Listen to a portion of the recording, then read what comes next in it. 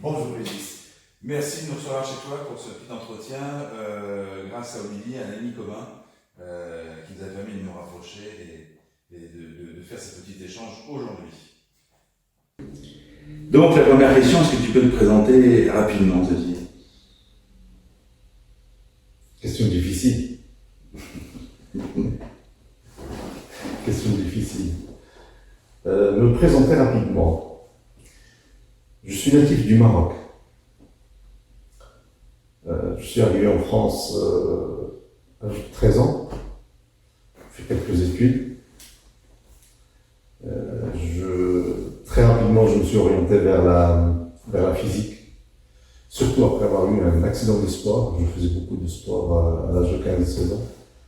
Donc, l'accident de sport a créé une rupture dans ma vie d'adolescent et m'a permis de m'éveiller beaucoup plus rapidement que la moyenne aux choses et à la vie tout court.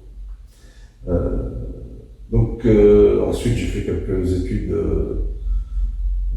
Comme je ne pouvais pas aller au lycée, j'ai fait quelques études par correspondance pour le bac. Et puis des études universitaires qui se sont terminées par un doctorat en physique du solide. En physique des solides. En physique des solides, physique du solide, on me disait. Une très belle expérience. Une très belle expérience. Et au niveau de l'université, j'ai rencontré des hommes et quelques femmes remarquables.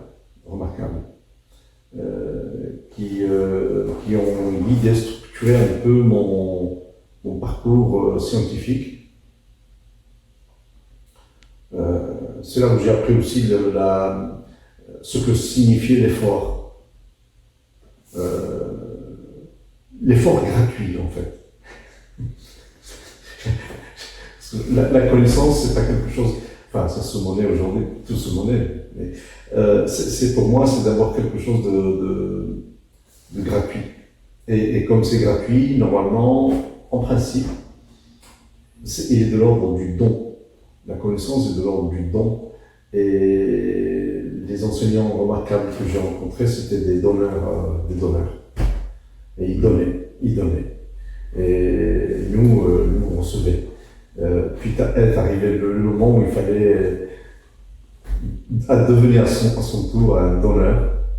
Donc, entrer dans la vie active, je suis venu après quelques temps d'enseignement à l'université Paul Sabatier à Toulouse. Je suis venu ici en classe préparatoire physique-chimie, enseignant. J'avais deux possibilités, en fait, pour être très exact. Au sortir de l'université, j'avais deux possibilités, soit maître de conférence à Lyon, soit ici, juste MA2. À l'époque, MA2, je ne savais même pas ce que ça veut dire MA2. Mais l'enseignement m'intéressait, et puis c'était post-bac. Le post-bac, ça me disait quelque chose, c'est après le bac, donc ça allait. Parce qu'à Toulouse, c'était en deuxième année du DUG à l'époque, travaux pratiques de physique en particulier. Et on est venu à Nantes, visiter avec ma femme Nantes, et puis on est allé visiter Lyon et Saint-Étienne. On a préféré le calme et la tranquillité de Nantes. Donc on a laissé M2C là-bas, et puis j'ai opté pour quelque chose de beaucoup plus, a priori, beaucoup plus modeste. Voilà. Et ça, c'est un fil conducteur chez moi. C'est pas l'argent qui m'attire le plus. C'est pas les lieux où on gagne beaucoup d'argent qui m'attire. Même dans l'industrie de recherche chez Thomson, par exemple, j'aurais pu. L'environnement et l'esprit dans lequel on travaillait n'était pas compatible avec ce que je crois être. Bon. Avec les valeurs, les convictions, certaines convictions, ouais. Si on peut parler de conviction. Comment t'es arrivé à la pratique d'un budo? J'ai commencé à Toulouse, dans un petit club, c'était Jiu-Jitsu, puis après karaté. Et ça n'a pas duré longtemps. Après C'était en quelle année? Oh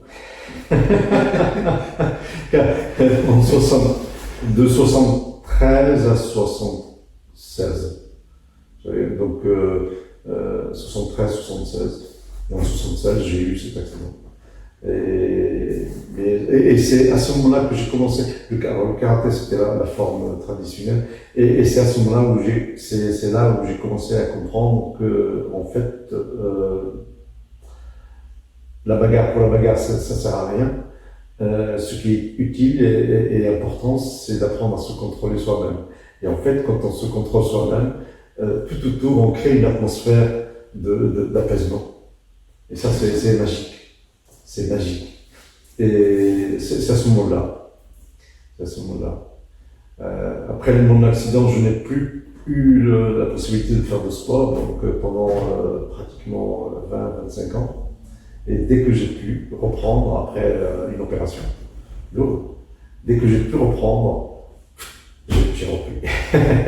J'ai repris, je suis reparti dans les... Alors, la mentalité le Japon m'a toujours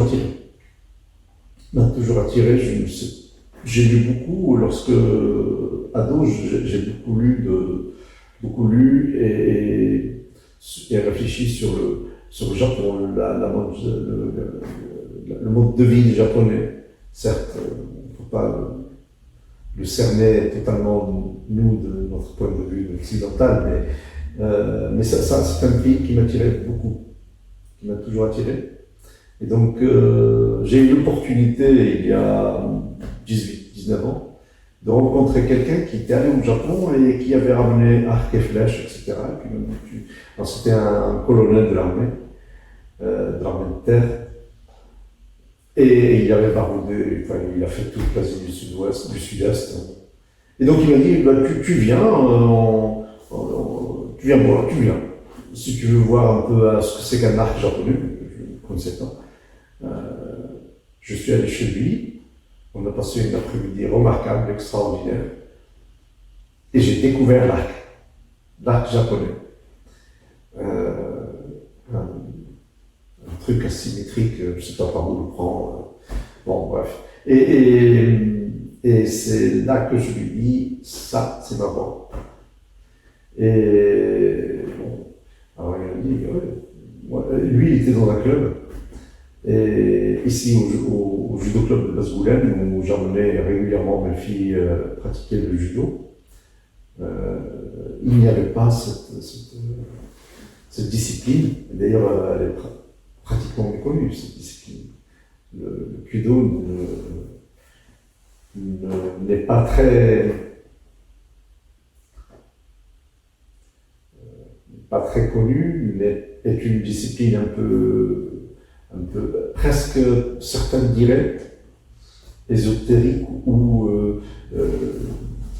destinée à des gens bizarres. On va revenir dessus à la partie. Et alors, je lui dis, on crée un club. Alors lui, il était dans un autre club, il me dit, je peux pas. Je lui dis, j'y vais. Et puis je suis allé. On a créé un club. J'ai créé un club et j'ai appris sur le tas. Là aussi, c'est en allant beaucoup en compétition, mais surtout en stage, dans les stages nationaux, dans les stages, chaque fois qu'il y avait un stage, j'y allais, et j'ai appris très rapidement. Et c'est vrai que c'est une discipline extraordinaire. Extraordinaire. Tu peux nous justement nous parler de cette discipline qui est peu connue? Quelle est son histoire, le Kyudo? Ça permet effectivement à tous ceux qui vont regarder cet entretien de découvrir le Kyudo. Qu'est-ce que le Kyudo? Qu'est-ce que le Kudo? Qu'est-ce que le Kudo? Nous, dans cette discipline, il y a des textes fondamentaux. Et quand tu dis qu'est-ce que le Kudo? Dans le Reiki Shagi, il est dit, c'est Reiki Shagi, donc Annales de l'étiquette, vérité du tir. Il est dit, le Kudo est la voie de la vertu parfaite. Dans le tir, chacun doit chercher la justesse en lui-même, et c'est avec la justesse en soi qu'on peut procéder au tir. Et c'est surtout, le Kudo est la voie de la vertu parfaite. Ce qui veut dire que les gens qui sont un peu dans l'apparence, dans la légèreté, etc., eh bien, le Kudo ne peut pas leur convenir. C'est un art où on t'apprend, par exemple, que si tu veux tirer, il faut pousser. Développe. Je ne peux pas développer. Je ne développerai pas parce que il faut quelques années de pratique. Où il y a des paradoxes, mais surtout c'est certes, comme tu le sais, le tir à l'arc a toujours été d'abord guerrier.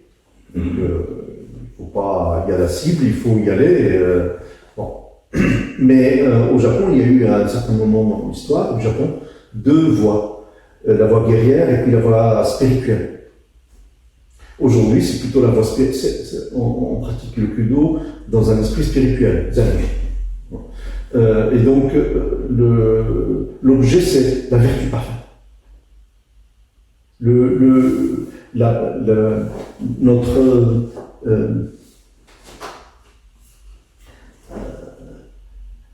La voie de la vertu parfaite signifie simplement que on essaie d'être d'honnête homme avec un grand H, donc femme et homme. Pas plus tard qu'hier, qu'est-ce qu'on est aujourd'hui, samedi, pardon, jeudi. Pas plus tard que jeudi, j'ai dit au revoir à mes élèves à l'ICAM. Et un sensei, lorsqu'il veut dire au revoir et se retirer, il offre une cérémonie, un tir particulier. J'ai offert ce tir aux élèves. Ils ne savaient pas du tout ce à quoi ils s'attendaient.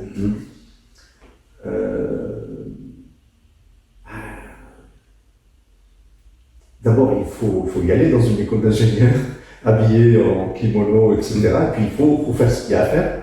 Et ils ont tous été absolument surpris par ce qu'ils ont ressenti.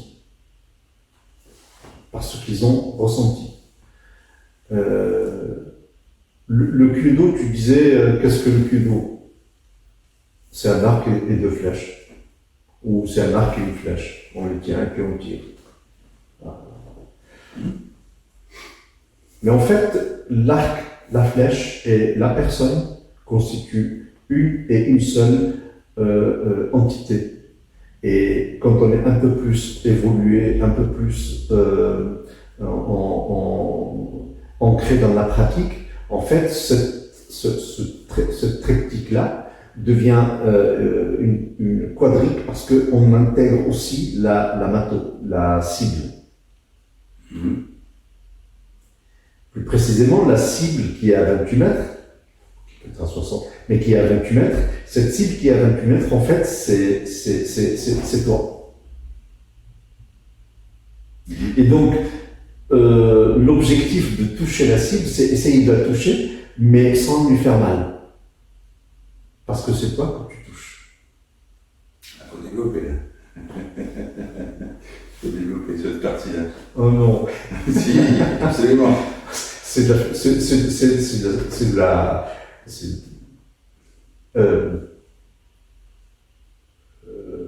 L'amato est en nous.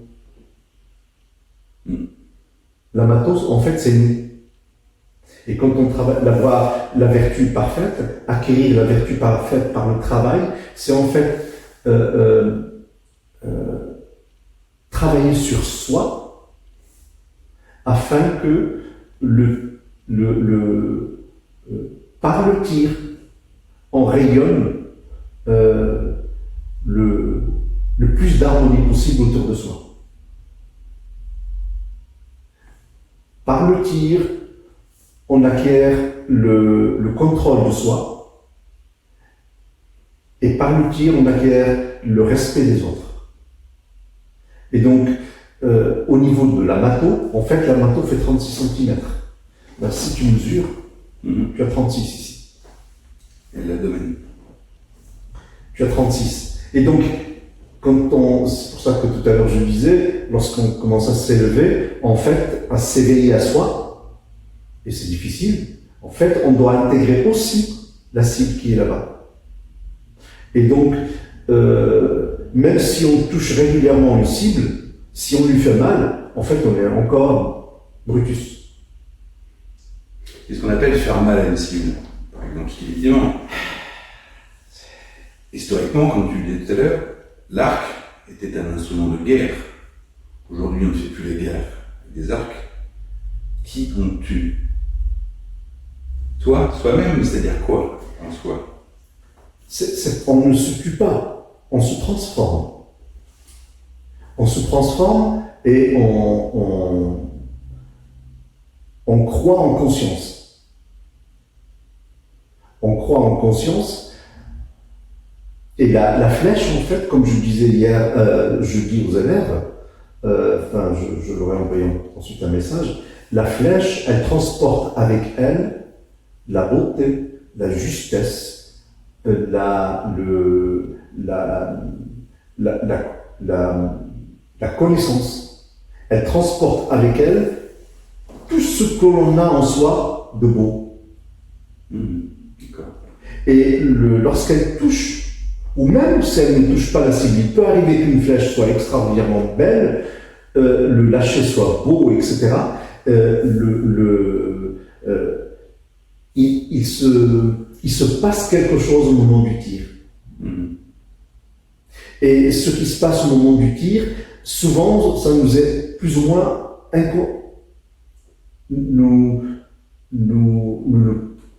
on ne l'enregistre pas de manière consciente. Il se passe quelque chose d'inconscient parce que le laps de temps du tir, la durée du tir est très courte, très brève, de sorte que de sorte que le lâcher se fait à notre insu. Il n'y a pas de contrôle du lâcher. Le lâcher doit être le plus libre possible. Et donc c'est pas on n'utilise pas le mental. Le mental, il est mis de côté et c'est prendre le relais du mental, autre chose. Je dirais une forme de... Alors, j'aime beaucoup Sri Aurobindo, je ne sais pas si tu connais. Tu aimes beaucoup, je t'entends. Sri Aurobindo. Sri Aurobindo, qui est pour moi le plus grand philosophe de tous les temps. On est dans un état de conscience au-dessus de la normale. Et cet état de conscience dure très peu de temps. Juste avant le lâcher et juste après le lâcher. Lorsque on réalise un lâcher qui est naturel et qui n'est pas artificiel, naturel et qui vient quelque part du hara,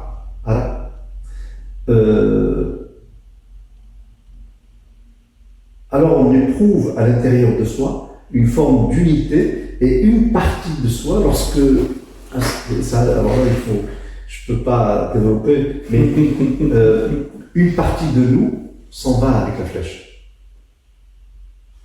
Le corps restant. On dit le corps restant. Et très souvent, si tu vois des Kyudoka, lorsqu'ils tirent, eh bien ils ont du mal à revenir vers la réalité. Ils sont dans un état particulier. Nous sommes dans un état. Et cet état nous construit, nous nourrit. dans notre vie de tous les jours. En ce sens, la zénitude du Kyudo, à ce moment-là, elle apparaît de manière extraordinairement lumineuse. Vous avez fait une belle transition. Qu'est-ce que ça t'a apporté dans ta vie personnelle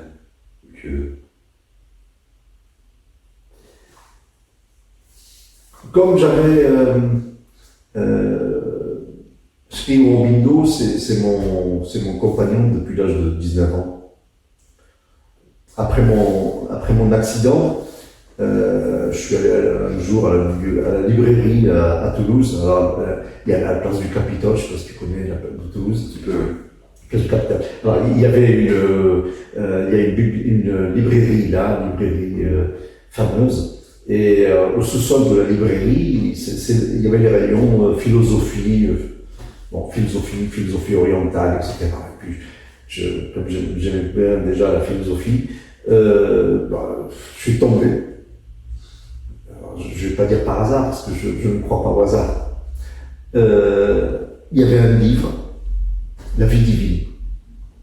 Tome 1, La vie divine. Et il y en a 4. Tome 1, La vie divine, moi je me suis dit, celui-là, il est prétentieux. Il est vraiment prétentieux, celui-là. D'écrire sur la vie divine. Et puis j'ai acheté le tome 1, je me dis, je prends le tome 1, on verra après. Je sais, 19 ans, 20 ans.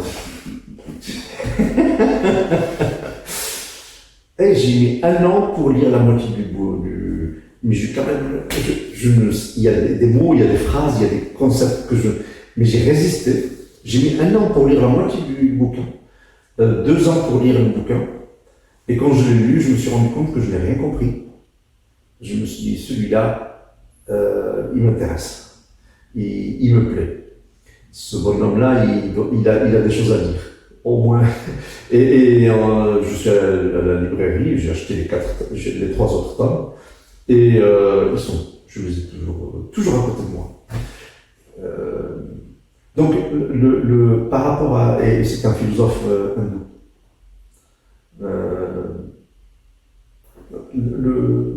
La spiritualité, je l'ai intégrée dès l'âge de 20 ans dans ma vie.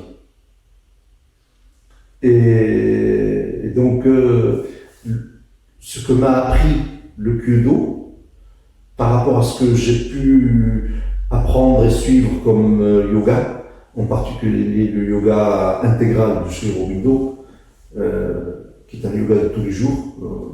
On vit sa vie, mais de manière la plus consciente possible. Le Kyudo me permet de travailler sur le corps, sur la matière corps. Il me permet d'appliquer le yoga intégral dans un champ spécifique. Un champ où on doit se battre avec son arc, se battre avec soi, parce que la justesse, elle vient pas toute seule, et surtout pour le corps. Le corps, tu lui parles de justesse, tu lui parles de stabilité, il ne comprend pas. Et comme dans le yoga intégral, l'objectif c'est la transformation des cellules, la transformation cellulaire.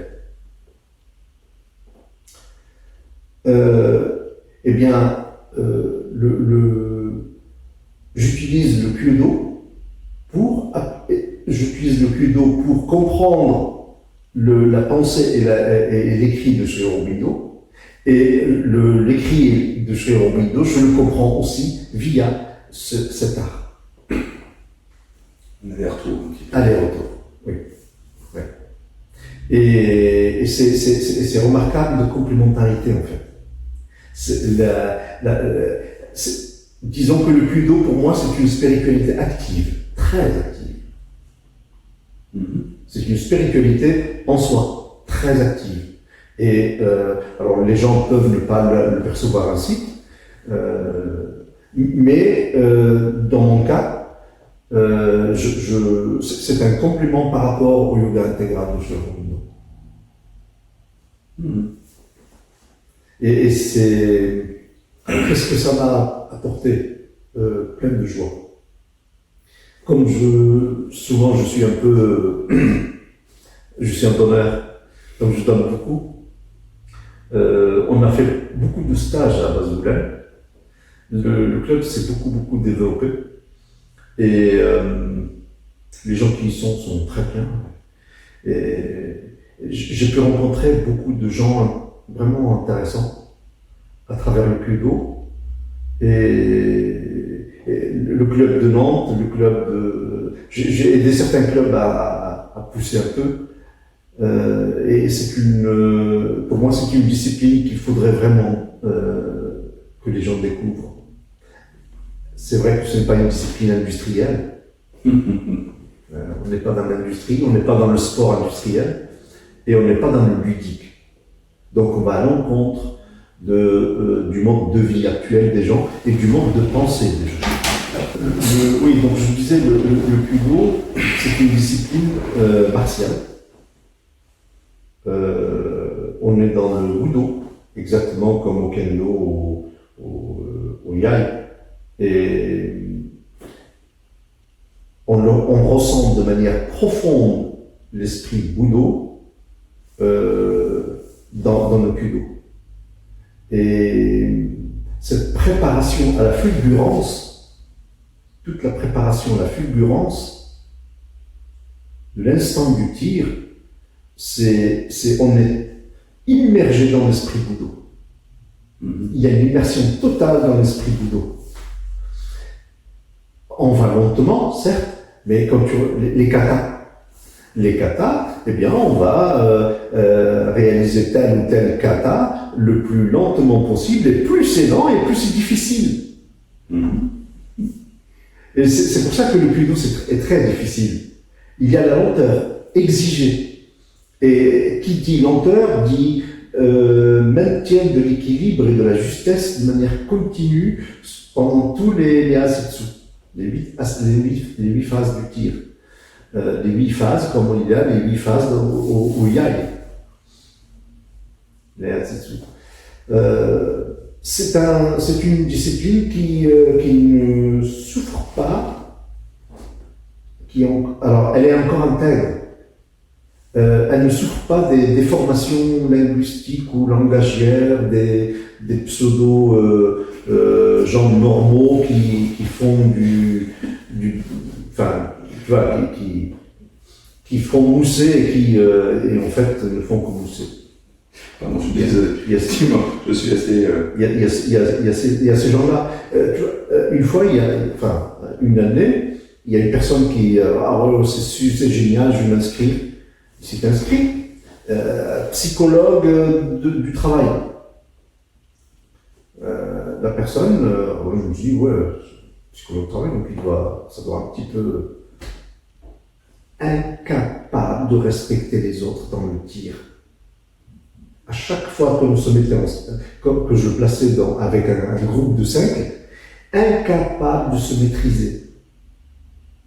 Incapable de se maîtriser. Et je me dis, respecte les autres. Le respect. Kudo, c'est le respect des autres et le respect de l'étiquette. On a une étiquette et on doit la respecter.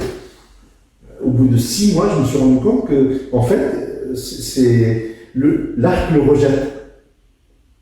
Et l'arc rejette ceux qui ne sont pas aptes à. C'est une connaissance expérimentale.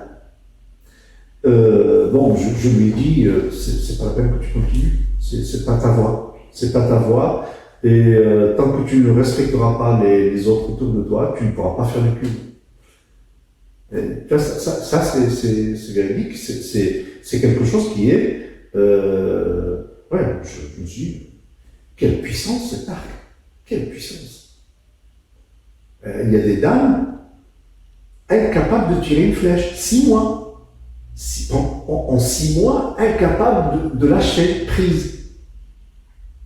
Et pourtant, je fais du yoga, tatati, oui, tu fais du yoga, très bien, d'accord. Mais quel yoga? Le yoga de la salle de bain ou le yoga dans un gymnase quelconque? où on croit que non, pendant 6 mois la pauvre, et je faisais du bon que ça pour, mais pendant 6 mois, elle a essayé de tirer une flèche, de faire en sorte de lâcher prise en fait, et cette personne-là ne sait pas ce que c'est que le lâcher prise. Je lui dis, il y a un problème. Enfin, à un moment donné, si tu veux aider les gens vraiment, il faut leur dire ce que leur dit l'arc. Le lâcher prise, c'est pas chose facile. Et ça, au Kudo, c'est rédhibitoire. On apprend à lâcher prise. C'est la première des choses. On apprend à lâcher prise. Et c'est vraiment, aujourd'hui, c'est quelque chose qui est très difficile. Les gens ne se rendent absolument pas compte de ce qu'est vraiment le sens, de ce qu'est le lâcher prise et de l'effet que cela induit ensuite, à la fois dans son être et autour de soi. Et ça, c'est extraordinaire, extraordinaire. Une personne est venue s'inscrire un jour. Alors, je te donne des exemples parce que c'est plutôt par les exemples qu'on peut comprendre ce que c'est que le Kudo. Elle a vu, et puis elle était intéressée, mais elle ne savait pas si ça pouvait l'aider. Alors elle était comptable, elle était dans une état de transition, et elle voulait, elle sentait qu'elle avait besoin de quelque chose à l'intérieur d'elle-même. Voilà, elle a passé la première année, au bout d'1 an, elle s'est redressée. Au Kudo, nous avons posture un peu droite, posture droite. Et elle s'est redressée. Au bout d'1 an, elle s'est redressée. Au bout de 2 ans, elle a dit « Je sais ce que je veux maintenant, dans ma vie ». Et elle a fait ce qu'elle a voulu, dans sa vie. Et elle a réussi. Et pour moi, c'est parce qu'elle a travaillé sur le lâcher-prise, 2, sur la volonté d'être. Donc le Kudo construit aussi l'homme dans son intégralité, mais surtout aussi, il le construit au travers dans la complémentarité qu'il peut avoir par rapport à l'extérieur de soi. Je ne sais pas si je me fais comprendre. Il y a la personne et l'extérieur. Il y a des échanges. Souvent, on est tellement égocentré qu'on ne se rend pas compte qu'il y a un autour de soi, et cet autour de soi, eh bien, il agit aussi. Et selon notre état de conscience, notre capacité selon notre état de conscience, on est ou bien on peut ressentir, ou alors pas du tout, ou être totalement hermétique au monde qui nous entoure. Et ça, c'est le Kudo. Et pour ma part, je serai infiniment toujours reconnaissant à Shigeru Aurobindo pour ce qu'il a apporté à l'humanité, au travers de son œuvre. Et dans le Kudo, je retrouve totalement tout ce qu'il a écrit, et bien plus, évidemment. Alors qu'il n'y a aucun rapport entre le Kudo et Shigeru Aurobindo. Aucun rapport. Il n'y avait aucun rapport. Mais pour moi, il y a aller à la place Capitole et puis rentrer dans cette librairie, acheter un livre, alors que je souffrais partir, on m'arrange, elle était bloquée. Et donc je souffrais beaucoup. J'ai souffert pendant pratiquement 30 ans de la hanche. Et puis lire ce bouquin, le relire. Bon, ça fait 4 fois que je le relis, mais je commence un petit peu à comprendre ce qu'il a voulu dire, ce qu'il a écrit, et la portée de ce qu'il a écrit. Mais l'appliquer au Kudo et faire en sorte que le Kudo aussi enrichisse ma connaissance de Shigeru Aurobindo, c'est fabuleux, c'est extraordinaire, c'est divin, c'est divin, c'est divin. Et donc tu disais tout à l'heure que tu comprends l'esprit du Budo, mais tu sais à quel moment l'esprit du Budo là. Qu'est-ce qu'un Budo?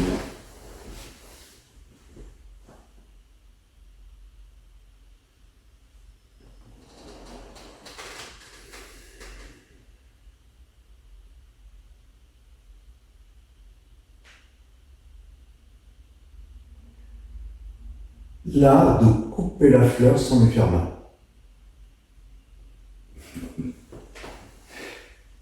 C'est philosophique.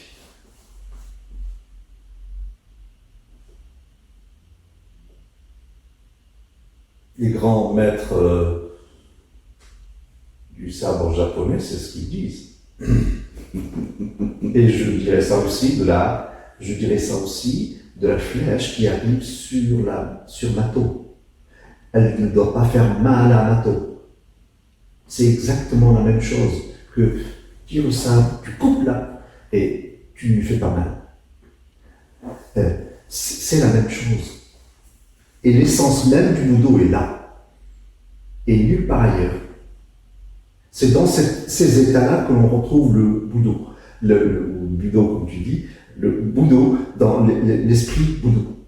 C'est dans le son que fait la flèche lorsqu'elle traverse la cible, te renseigne sur la qualité de la personne qui a tiré.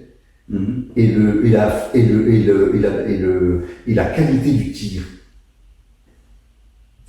Parce que ne l'oublions pas, la flèche qui arrive sur la Mato, en fait, elle va quelque part au loin, derrière la Mato. Et ce derrière la Mato, comme disait un sensei il y a, lorsqu'on était allé à la Coupe du Monde, à la deuxième Coupe du Monde à Tokyo, les gens ordinaires, mais il n'y a rien derrière la Mato. Oui, il n'y a rien derrière la Mato. Mais ça dépend, en fonction de ton état de conscience, tu peux voir du vide ou rien du tout, mais si tu as connaissance de ce qu'est le vide, il y a quelque chose derrière la Mato. Et donc,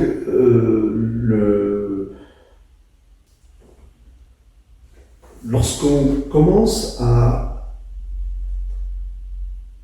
penser exactement de la même manière que le samouraï qui va couper la fleur, qui va trancher la fleur sans lui faire mal, on est une continuité parfaite au niveau de la coupure. Et la flèche qui arrive droit et qui pénètre sans faire mal à la Mato, eh bien on est exactement dans le même état d'esprit. Et cet état d'esprit pour moi c'est l'esprit Budo. Mais pour y arriver, il faut un peu de pratique et de patience. Et de souffrance. C'est intéressant, tu parles de vide, tu es scientifique, la physique, quelque chose de très concrète. Tu parles de choses un peu abstraites, de vide ou de non-vide. Oui. Est-ce que tu peux nous expliquer un peu plus cette partie-là? Parce qu'effectivement, étant scientifique, c'est un peu une confrontation avec tes deux vies. Non, c'est totalement compatible. Oui, c'est totalement compatible. Les gens croient que la physique, c'est je tape, je cogne, le son, etc. Oui, mais de vision. Mère, qui était la compagne de Shri Aurobindo, qui a suivi son œuvre, dans son expérience du yoga, elle en est arrivée à la conclusion que si l'homme doit se transformer, c'est par le réel. Donc elle a suivi cette voie. Et puis,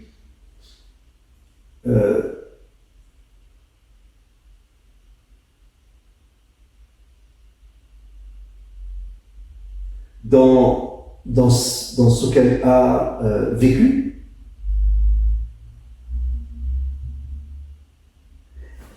elle a réussi dans sa chair, puisque en Inde, il y avait des physiciens il y a 4000 ans, donc ils faisaient des expériences dans leur chair. C'était des physiciens.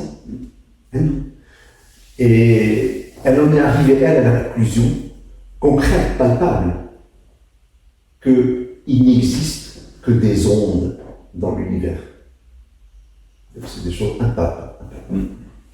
Et puis, la statue, tu vois, qui est là, que j'appelle Lao Tzu, Tao Te Lao Tzu, il a parlé que du vide. Mais pour lui, le vide est plein. Le vide, c'est quelque chose qui est palpable.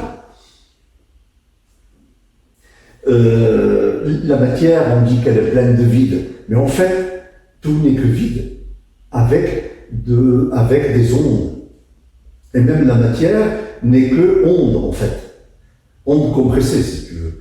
Mais il n'y a pas d'incompatibilité entre ma perception de la... Et si j'ai aimé la physique, et j'aime beaucoup la physique, c'est parce qu'elle m'a permis justement de me rapprocher de Boudou.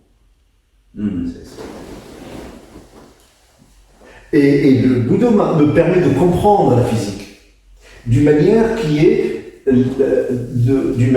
un peu subtile, à savoir la physique quantique. À savoir la physique quantique. Et donc, pour moi, il n'y a absolument aucune dichotomie, aucune contradiction entre le fait d'être physicien et le fait de pouvoir parler de choses non visibles. Bien au contraire. Et je me nourris de tout ça pour pouvoir avoir une petite idée modeste de ce que peut être l'univers.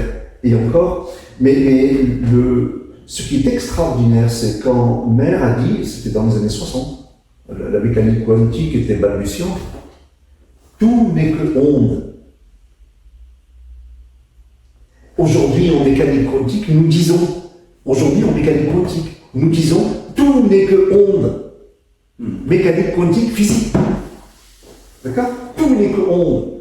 Et donc, et là, je me dis, c'est remarquable, c'est extraordinaire. Comment, par deux moyens totalement différents, on peut aboutir au même résultat. C'est intéressant. Ça, c'est extraordinaire. Et pour moi, le vide qui est derrière la mato, ce n'est pas du vide. Ce n'est pas de l'air. Hein, les gens, il n'y a que de l'air. Ouais. Plus on s'élève en conscience, et plus on perçoit des choses qui ne sont pas visibles. Et plus on peut mieux communiquer avec ce qui nous entoure, avec le tout autour. On oublie ça, le tout autour. Les gens ne sont pas suffisamment... On ne leur enseigne plus le respect de la nature, le respect du voir, du percevoir. On le respecte.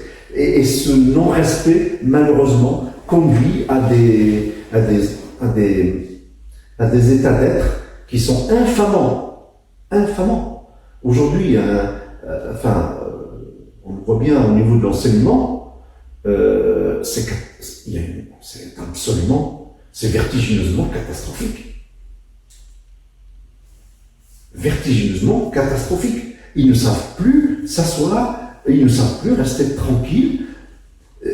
Les gens, on les éduque comme des robots.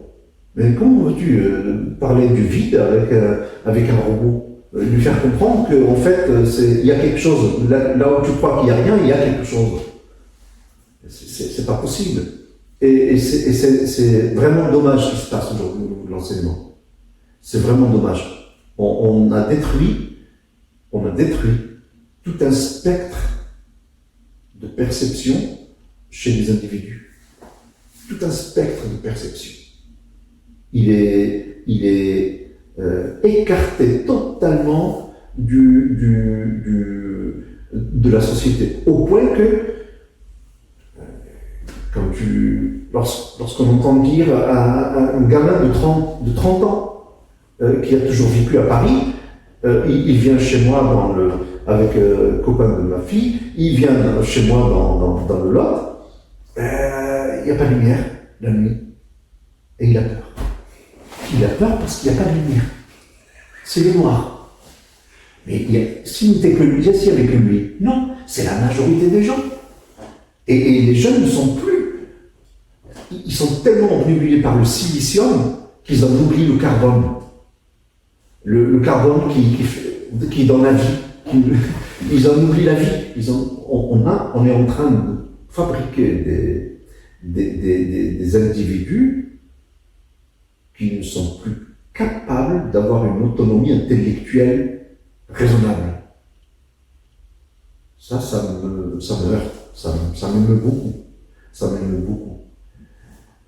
Il est vraiment dommage qu'au niveau de nos politiques, on ne prenne pas soin de nos enfants.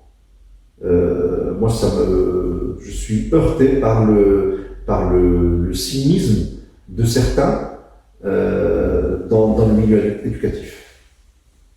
De certains, quand je dis de certains, c'est de certains responsables, d'un certain nombre de responsables. C'est ahurissant, ahurissant. Et au Kudo, nous sommes obligés d'apprendre un certain nombre de mots japonais, et au bout d'un moment, il faut y aller. Hein. Allez, on apprend à lire et à écrire en japonais. Donc il y a aussi une éducation de ce côté-là. Il y a aussi une éducation de ce côté-là. Pour ceux qui, évidemment, le peuvent. Tous ne peuvent pas suivre. Mais l'objectif, c'est d'aller aussi vers une compréhension plus profonde du Kudo via les textes originaux. Il y a beaucoup de littérature sur la philosophie du Kudo. Pas beaucoup. Un peu au Japon, quand même. Oui, mais en France, pas beaucoup. Tu les as exprimés d'une manière un peu différente, mais ces trois dimensions que sont le cœur, le corps et l'esprit. Qu'est-ce que ces trois mots à coller, ce triptyque peuvent évoquer sur toi dans ta vie dans le Kudo? Le cœur, le corps et l'esprit. Oh.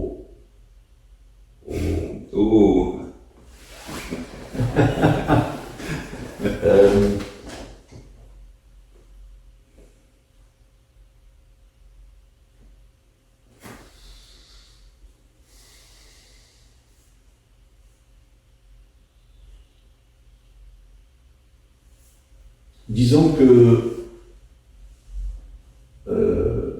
alors l'esprit, je ne sais pas ce que tu appelles l'esprit, mais d'une manière générale,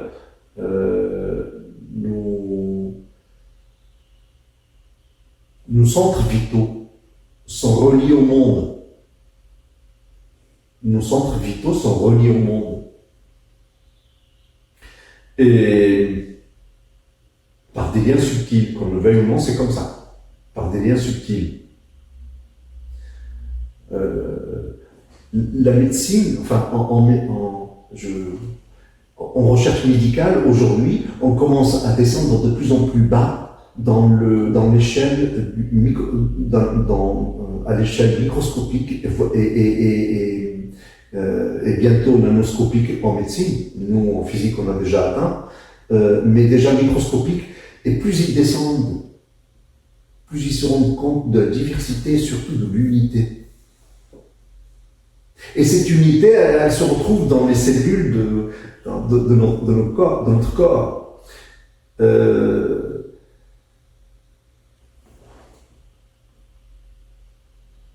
corps, le cœur, l'esprit, bien, pour moi, c'est un tout et qui doit être aussi harmonisé qu'au possible. Et cette harmonisation, par le Kudo, elle se fait via les Asetsu, via l'esprit Budo. Budo, aujourd'hui, ce n'est plus le combat, mais c'est l'intensité l'intensité et la qualité du geste à l'instant précis où on réalise le geste. Il doit être parfait, ce geste. Pour moi, quelqu'un qui fait du tennis, quelque part, à un moment donné, il a l'esprit Budo.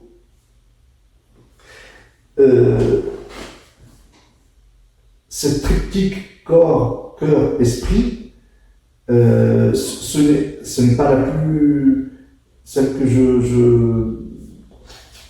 ce n'est pas cette triptyque-là sur laquelle je m'attarderai le plus. Parce que, tu vois,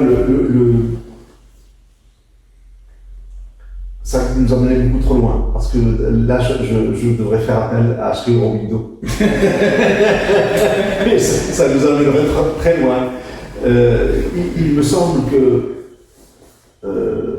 au niveau des centres vitaux du corps, au niveau des centres vitaux du corps, il y a, le fonctionnement des centres vitaux encore mystérieux. On ne sait pas comment fonctionne le corps. Les médecins veulent bien nous faire croire que oui, il y a ceci, il y a cela, mais en fait, ils n'ont qu'une perception mécanistique. Et encore, partielle. Mécanistique, partielle. Mécanistique, partielle, tout le monde est capable de comprendre, c'est une pompe. Mais pourquoi le muscle du corps, le muscle du cœur est le même depuis la naissance jusqu'à la mort? On n'a pas su encore répondre à la question. Et puis les neurones, les malheureuses neurones. Alors on dit bien la neurologie, tout ça, oui, mais on ne sait pas grand-chose. On ne sait pas, en fait, pour dire des tas de choses sur l'harmonie du corps, mais juste, moi je n'ai pas une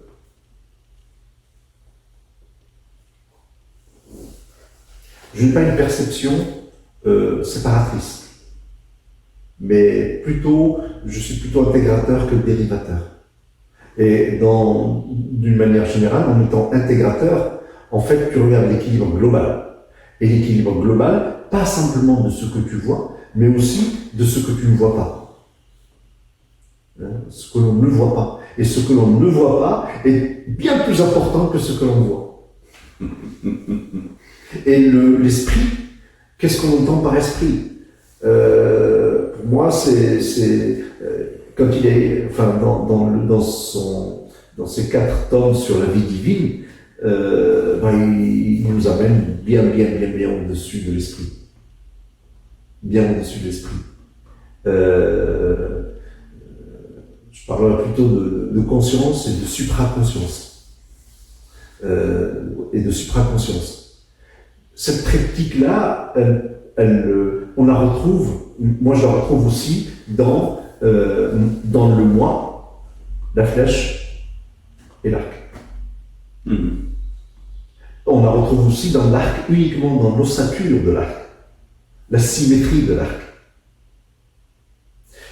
Le kudo, dans le kudo, lorsqu'on prend un arc avec la main gauche et les flèches avec la main droite, avant de les prendre,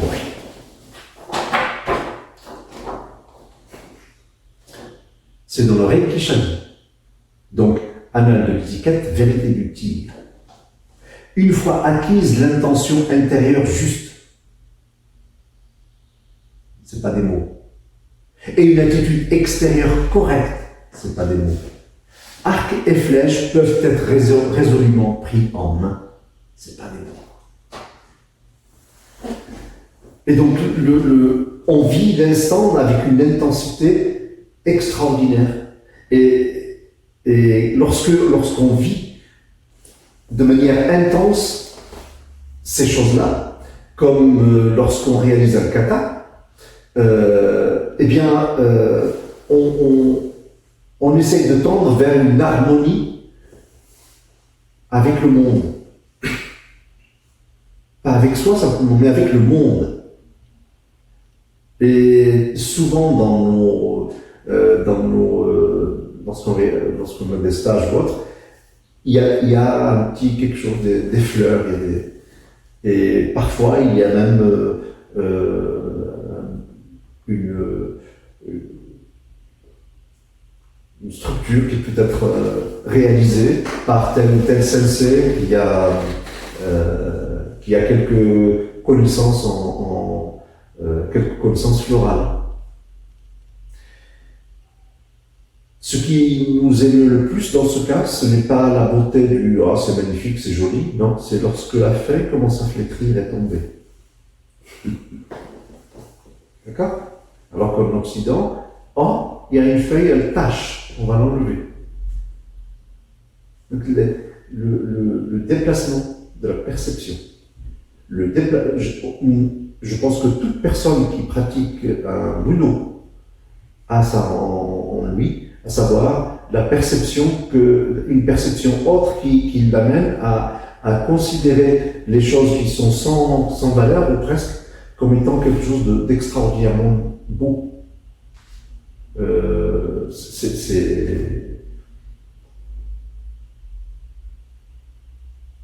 J'aime beaucoup l'art floral japonais. Ikebana. Ikebana. Ikebana. Tu emploies souvent le mot perfection. Tout à l'heure, tu disais que le culot, c'était la vertu parfaite.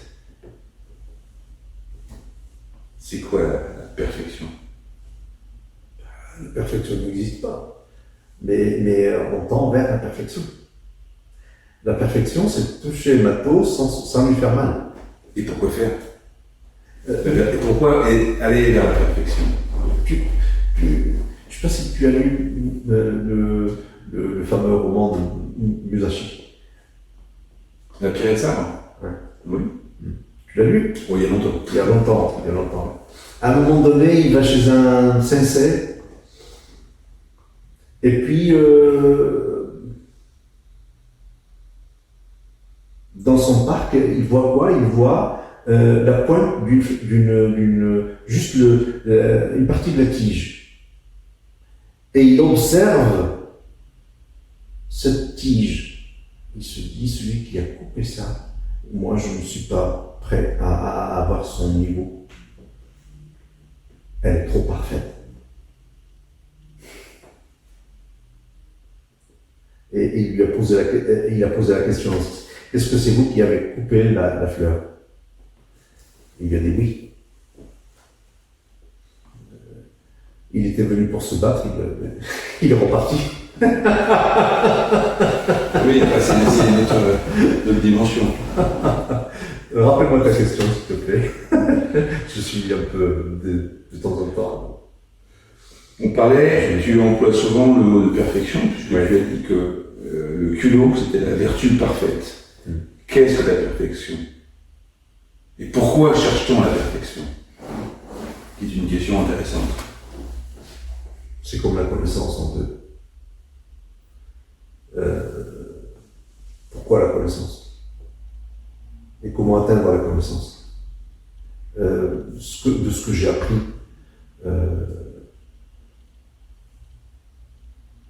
connaître, c'est s'identifier à.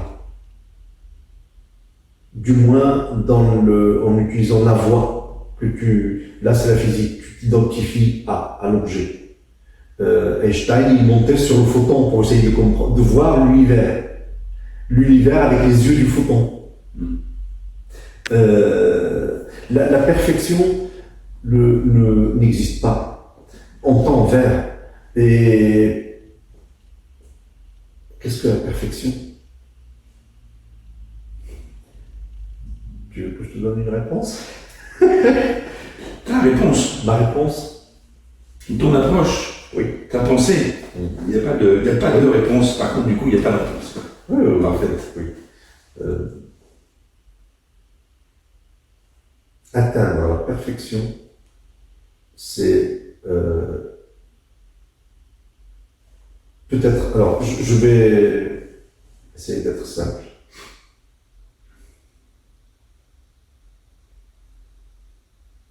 Je ne parle pas il y a la perfection du geste, etc., etc. Mais ça, ce sont des perfections humaines, limitées. Lorsque j'utilise le terme de perfection, c'est dans une autre dimension, dans une dimension plus supra-consciente.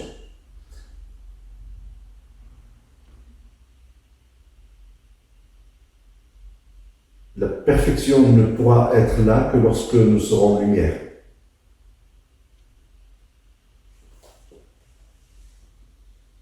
On utilise le terme de perfection aujourd'hui de manière plus ou moins galvaudée.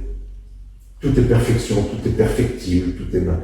Mais on utilise des mots creux, sans sens. On peut perfectionner un geste. Mais le geste restera humain. Et tout ce qui est de l'humain, tout ce qui est émis par l'humain, est non perfectible. Ne peut pas atteindre la perfection. Lorsqu'on dit la voie parfaite, il y a là-bas la voie parfaite. Y arrive qui peut. Et pour atteindre la voie parfaite, il y a beaucoup de travail au chemin. Le chemin est long. Le chemin est long et il n'est pas que physique. Et celui qui croit que simplement parce qu'il va faire un joli geste, alors il a atteint la perfection, le pauvre. La perfection, c'est un concept immuable. Et l'immuabilité n'est pas compatible avec une durée de vie limitée sur Terre.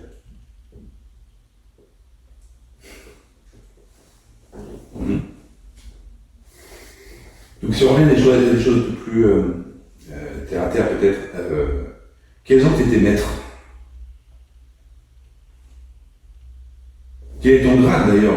Je sais pas, je n'ai pas de grade. Je suis un 100 grades et un 100 mètres. Un Ronin peut-être? Je me suis toujours considéré comme étant un Ronin. Un Ronin. Je me suis toujours considéré comme étant un Ronin. Et d'ailleurs, j'ai été Ronin, je suis Ronin. Je n'ai pas eu de maître. J'ai eu des sensei qui m'ont aidé, oui, mais je n'ai pas eu de maître. Et je ne veux pas avoir de maître. Mon seul grand maître, c'est chez Aurobindo. On revient toujours à ce fameux chez Aurobindo et on mettra la première page du livre sur l'interview. Donc, Xavier, tu n'as pas eu de maître, donc tu as commencé réellement curer depuis 20 ans, donc aujourd'hui tu enseignes et tu te définis comme étant un donneur. Oui. Alors effectivement, enseigner, c'est aussi ton travail, de tous les jours, transmettre. Je suis enseignant. Donc tu transmets jour et nuit, presque. Presque. Je transmettais. J'arrive à la retraite à la fin du mois. Félicitations. Donc, comment tu transmets aujourd'hui ta passion du culot que tu parles avec amour et plaisir, comment tu transmets aujourd'hui? Parce qu'effectivement, si tu es en retraite, tu vas travailler différemment. Je ne prends pas de haut. 2, je n'utilise pas de mots infantilisants. Et je suis plutôt honnête lorsque j'essaie de transmettre une information ou un commentaire. Mais parfois, il nous faut être un peu, comment dirais-je, parfois nous avons besoin d'être secoués. Et souvent, les mauvais enseignants, en fait, peu importe le champ d'application, le champ considéré, un mauvais enseignant, il sera confronté à ça. Je contourne. Mais non, l'enfant, l'élève, il a besoin que tu le secoues. Si tu ne le secoues pas, eh bien, il n'avancera pas. Il va rester dans son état, et puis les couches vont s'accumuler, etc.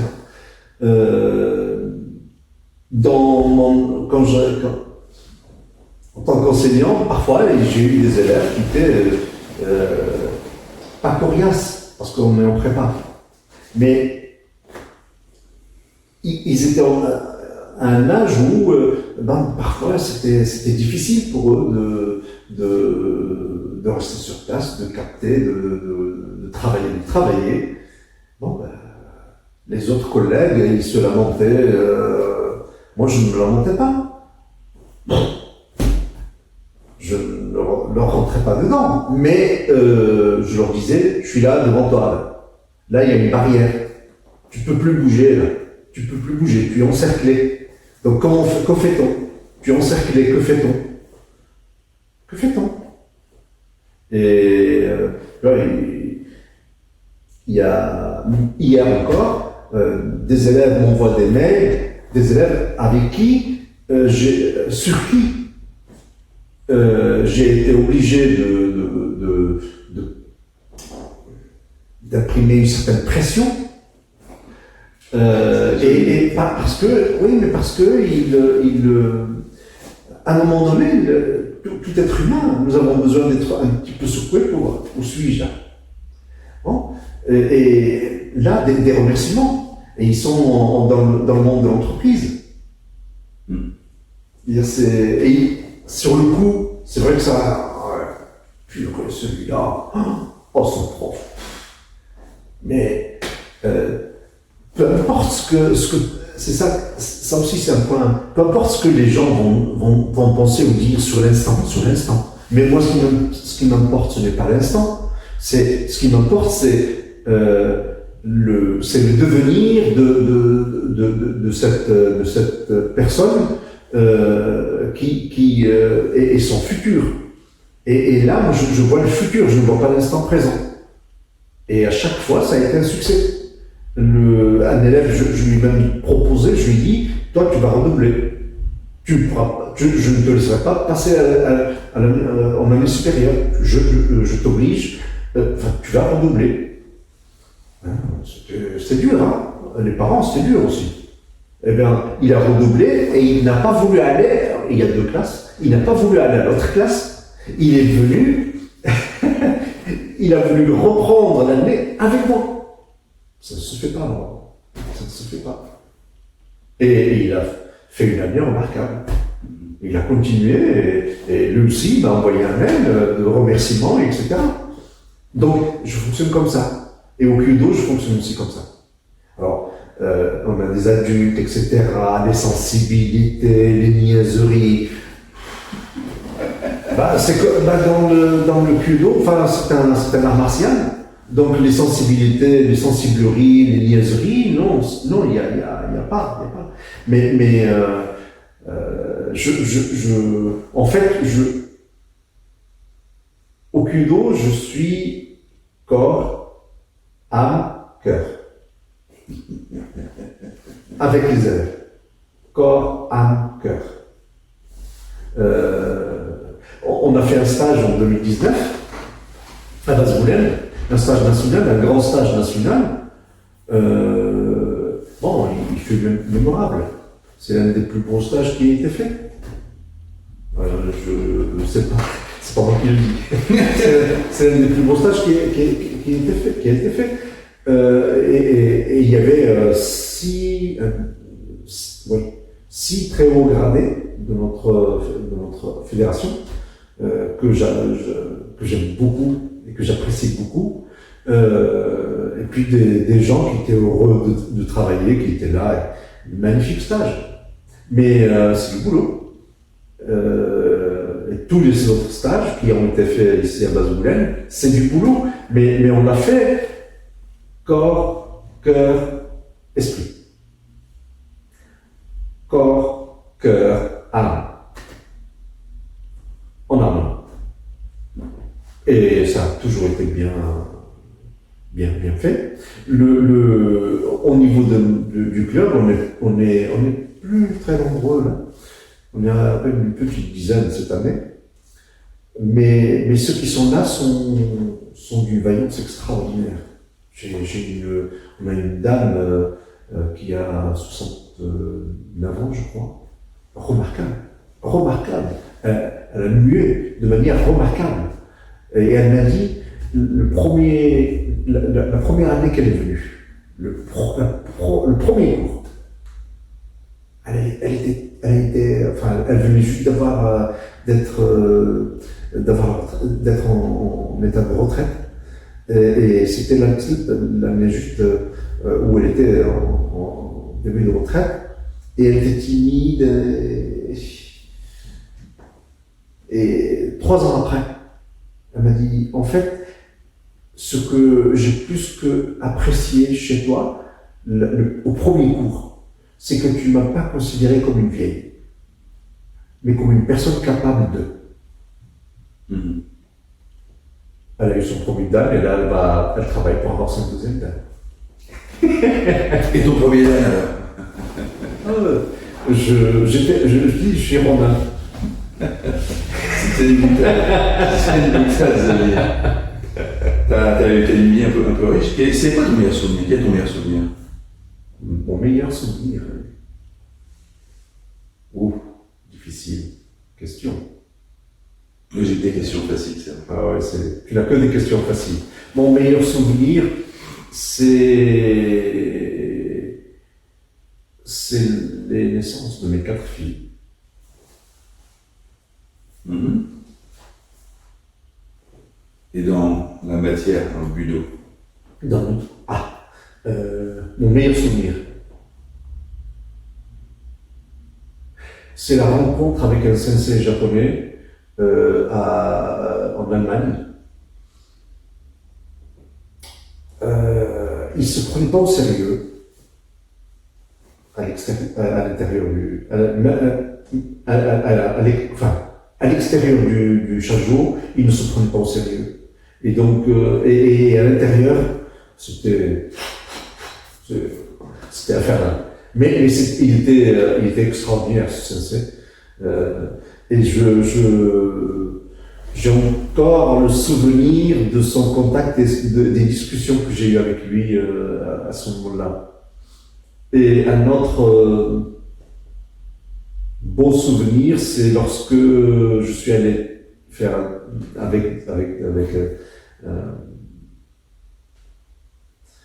à Noisiel, il y avait une personne qui était venue du Japon, princesse, et c'était pour l'inauguration du dojo de Noisiel. C'est les tirs qui ont été faits à ce moment-là. C'est un dojo à la japonaise. Et il est très, très joli, ce dojo. Très joli. Les tirs qui ont été faits à ce moment-là. C'est des moments qui sont là et qui restent, qui sont marquants. En fait, ce qui est marquant, c'est ce qui s'est passé, c'est l'étincelle qui s'est passée. Cette étincelle-là, c'était de grosses étincelles. Voilà. L'étincelle. Mais je t'enverrai une photo qu'a faite une de mes, j'allais dire disciples, non, une des élèves. Elle était venue pour prendre des photos avant-hier, jeudi, et elle a pris une photo, elle ne savait pas, elle a pris une photo. Alors elle est extraordinaire cette photo. J'ai jamais vu des photos pareilles. Donc, je te l'enverrai. J'ai hâte. Ah oui, non, mais elle est extraordinaire. Elle est extraordinaire. Et c'était devant les élèves. Donc, elle a pris la photo de dos, et c'était pour le tir de la première flèche. Et cette photo, tu la verras, elle résume exactement l'état d'esprit dans lequel j'étais, par le symbole que tu vas voir, elle résume exactement l'état d'esprit dans lequel j'étais au moment du tir. C'est extraordinaire. Comme quoi le hasard, ça n'existe pas. Je te l'enverrai. Et éventuellement, celle-là, tu pourras... Je mettrai d'autres d'ailleurs. Qu'est-ce que tu pourrais dire rapidement pour donner envie à toute personne qui vont t'écouter, te regarder, de venir te rejoindre ou de rapprocher d'un club de judo, pour leur donner envie, venez voir et... Ne venez pas pour essayer. Venez avec votre cœur et non pas avec vos yeux. Venez avec vos tripes. Et soyez modeste. Et surtout, soyez humble. De toute façon, si vous n'avez pas ces qualités-là, l'arc vous rejettera. L'arc vous rejettera. Il faut dire je dis ce qui est. En revanche, si vous voulez apprendre à vous connaître, apprendre ce que signifie que l'équilibre, ce que signifie que être en tension continue dans la vie de tous les jours, ce que c'est que le travail de groupe, parce qu'en Kyudo, on travaille toujours en groupe, et le respect du groupe, ce que signifie le respect du groupe, ce que signifie aussi l'étiquette et le respect de l'étiquette, et ce que signifie aussi la troisième mi-temps des samouraïs. Parce qu'il y a des troisièmes mi-temps des samouraïs. On est aussi festif, très festif, parce que la vie, elle est aussi faite de ça. Alors, rejoignez un club de Kudo. Rejoignez un club de Kudo et essayez de vous enrichir, si vous le pouvez. Quel joli mot de fin. Merci Xavier. Merci à toi. Merci à toi. Coupé.